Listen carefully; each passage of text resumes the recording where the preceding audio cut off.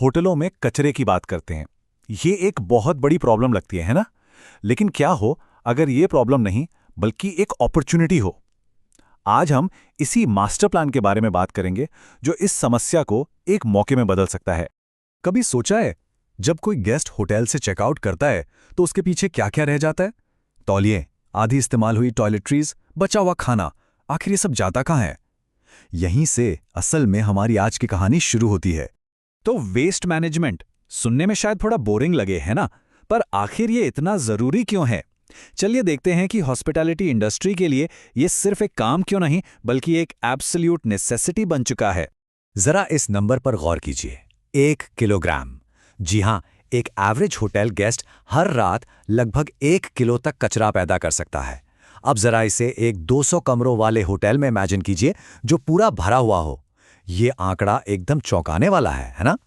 और देखिए, ये सिर्फ कूड़ेदान भरने की बात नहीं है। कोई होटल अपने कचरे को कैसे हैंडल करता है, ये सीधे सीधे उसके बिजनेस की कहानी बताता है। ये उसकी एफिशिएंसी, उसके वैल्यूज और आज के इको कॉन्शियस गेस्ट्स के लिए उसकी कमिटमेंट को दिखाता है।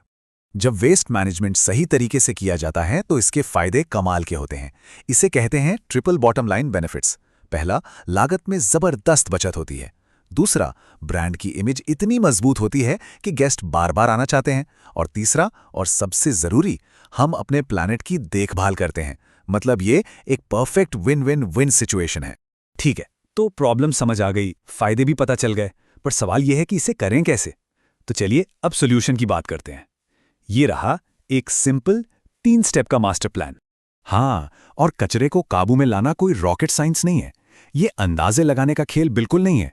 इसके लिए चाहिए बस एक साफ, सीधी साधी स्ट्रैटेजी जिसे कोई भी होटल आसानी से अपना सकता है।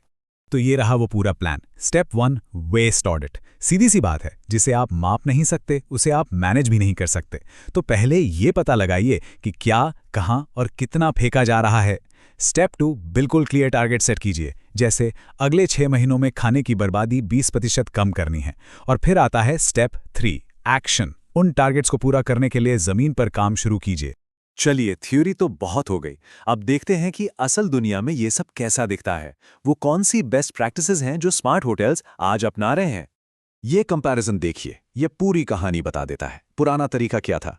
हर कमरे में छोटी छोटी प्लास्टिक की बोतलें। स्मार्ट तरीका क्या है?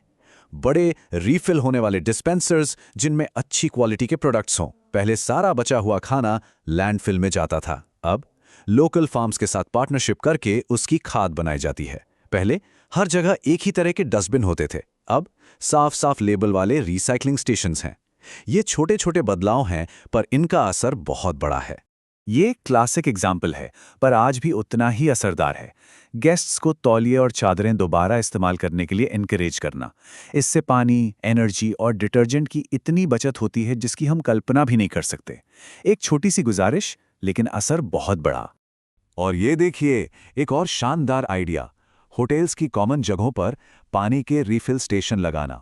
ये एक छोटा सा कदम सिंगल यूज प्लास्टिक की बोतलों को सिस्टम से लगभग बाहर कर सकता है, जो हमारे पर्यावरण के लिए एक बहुत बड़ा सिरदर्द है। ये एक प्रोएक्टिव अप्रोच है, मतलब प्रॉब्लम को शुरू होने से पहले ही रोक देना। अपने सप्लायर्स के साथ मिलकर काम करना ताकि प्रोडक्ट्स ऐसी पैकेजिंग में आएं जो या तो बहुत कम हो या फिर आसानी से रिसाइकल हो सकें। कचरा होटल के दरवाजे तक पहुंचने से पहले ही कंट्रोल हो जाता है। लेकिन ये कहानी सिर्फ कूड़ेदान में क्या जाता है, उससे कहीं आगे की है। चलिए अब जरा और बड़ी तस्वीर को देखते हैं। रॉबर्ट स्वॉन के ये शब्द बहुत गहरे हैं।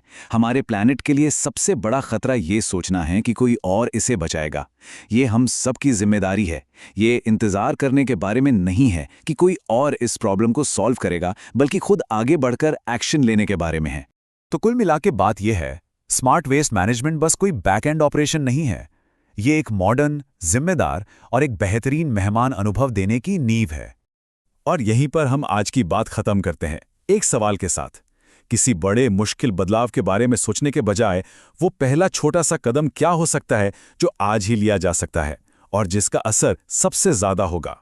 इस पर जरूर सोचिएगा।